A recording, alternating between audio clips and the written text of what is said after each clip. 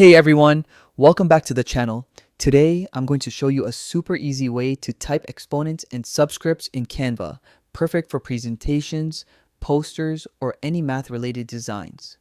By the end of this video, you'll be able to make your text look professional in just a few clicks. Let's dive in. Set up your text box. First, open your Canva project.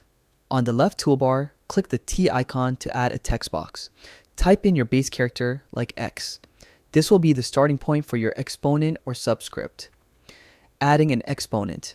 Now, let's add an exponent. On Windows, press the Windows key plus period to open the emoji and symbols panel.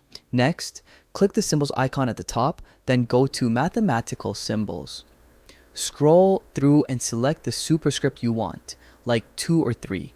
Once clicked, it will automatically appear in your text box, positioned above your base character, just like a proper exponent. Adding a subscript.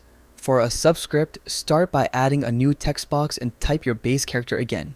Open the symbols panel the same way with Windows plus period. Then go to symbols greater than mathematical symbols and scroll down to the subscript numbers like 1 or 2. Click to insert and Canva will place it correctly below the baseline. Tips for consistency. Quick tip. If you're adding multiple exponents or subscripts, try to keep them in the same font and size as your main text for a clean, professional look. You can also copy and paste symbols if you're using the same one repeatedly. Saves a lot of time. And that's it.